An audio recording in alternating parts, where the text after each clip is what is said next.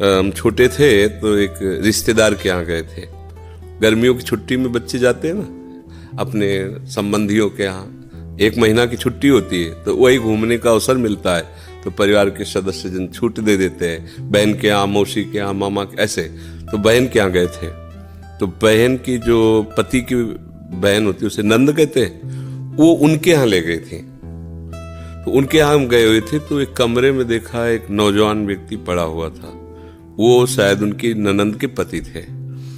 तो उनको पता नहीं क्या लगा, भगवान की प्रेरणा, हम तो बच्चे थे, तो हमें बुलाया, ऐसे नजदीक गए तो रोने लगे। उनका बच्चा अब हमारी कोई बात नहीं सुनता तो हमें मन में है आपसे बता दें। तो शायद हमें भगवान उदाहरण देना चाहते होंगे इसलिए सुनवाया होगा, नहीं तो हम बच्चा थे, उनका कोई सपोर्ट तो कर ही नहीं सकते थे। उनका बच्चा है, जो बिल्डिंग देख रहे हो मेरी बनवाई हुई, वो मेरी पत्नी है, और वो टाकीज के सामने मेरी चाय, समोसा, पान इसकी दुकान थी। मैं सुबह से शाम तक मेहनत करता, तो यही पत्नी हमारे मोजे जूते उतार करके और हमें प्यार करती थी। हमारे शरीर में लकवा मार गया, अब मैं उठ नहीं सकते। बोले 2 रोटी से ज़्यादा भोजन नहीं देती, और कहती ज़्यादा देंगे तो बार बार शौच करोगे, हमें फेंकना पड़ेगा। बोले हमको मारती भी है, हमसे बात नहीं करती, चिल्लाते रहते हैं, हमारे सामने और दूसरे पुरुष को बुलाती, बात करती ऐसा। बोले किससे कहूँ, अगर कहूँ तो ये मारेगी आकर के, कहना नहीं। तो हम बच्चे थे पर वो बात हमारे दिमाग में, हम बार बार सोचा इस विषय कि मेरे से क्यों कहा। शायद मुझे शिक्षा भगवान दिलाना चाहते थे, एक उदाहरण हमारे दिमाग में। देखो ये वो बता रहा है कि जब मैं कमा के आता था तो मेरे जूते मुझे उतारती थी, मुझे प्रेम करती थी। आज वही पत्नी है, मेरा ही सब वैभव है, मुझे रोटी भर पेट है, क्योंकि लकवा मार गया, शरीर बेकार हो गया, अब वो पड़ा ऐसे।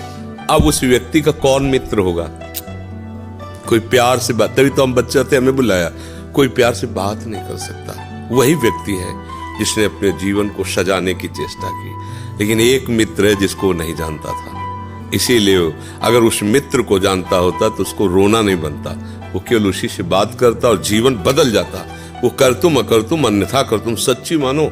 हमें डॉक्टर ने कहा था आज के कम से कम 17 वर्ष पहले, दिल्ली के थे, सब जांच की, उनका बाबा तुम संत हो इसलिए तुमसे कोई छुपाव नहीं है, तुम्हारा कोई घर का नहीं कि जिससे मैं बता सकूं, तुम्ही से डायरेक्ट कह रहा हूं। 2-2.5 वर्ष, आखिरी 5 वर्ष, ये किडनी खत्म और आप मर जाओगे। तो इसलिए बता रहे हैं कि आप भजन कर लो बस 2-2.5 वर्ष और। हमने भी ठान लिया था कि हाँ ठीक है ऐसा ही।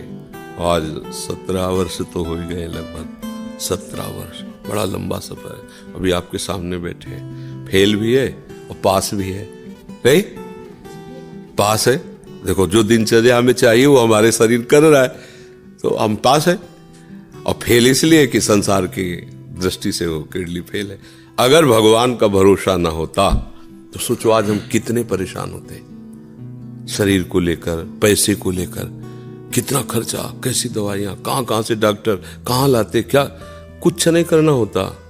वो अपने आप डॉक्टर रो करके कहते कि मेरी सेवा मत छीनना, बैठे हैं हजारों कोस दूर और रोज संपर्क, महाराज जी की क्या इस समय स्थिति है, अच्छा ये दवा दे देना, अच्छा आप ऐसा कर दे।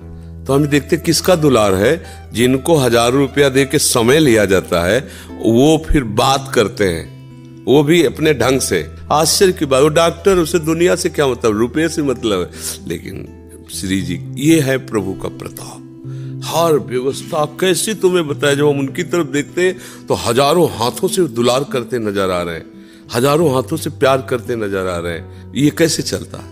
अब हमें कुछ किसी से मांगना नहीं, किसी से कुछ कहला नहीं, अपने आप सब व्यवस्था होती। ये हमारी नहीं, भगवद आश्रय होने की बात है। अगर भगवद आश्रित नहीं हो तो वो अमल पत्नी होती, बच्चे होते, किसी के काम के तरह नहीं गए थे, तो क्या कहते, अब तेरे दिन इसे 4-5 हजार रुपये डायलिसिस के लिए चाहिए, दवाइयाँ चाहिए, भगवान उठा लो, ऐसे कर पूछ लो भगवान इनको, वो कहती है इनको पूछ लो। संसार का खेल है ऐसा। तो ये हम कोई तुम्हें कहानी नहीं बता रहे, सच्ची बात कह रहे। अभी अंधकार है और भगवान का आश्रय ले लो, आनंदित रहोगे। आज आपको नहीं समझ में आएगा, किसान खेती बोता है तो तुरंत फसल नहीं काटने को मिलती, थोड़ा समय लगता है। ऐसे आप अपने जीवन को भगवान में समर्पित कर दो, नाम जप करो, रहो उसी संसार में, वैसे ही रहो। हम ये नहीं कहते बाबा जी बनो, गंदे आचरण मत करो, गंदा नशा मत करो, गंदा व्यवहार मत करो, भगवान इसी से प्रसन्न हो जाएंगे। आप ज्यादा जब तक भले मत करो, पर गंदे आचरण मत करो, और भगवान का सहारा वो सब कुछ संभाल लेते हैं, बहुत समझते हैं।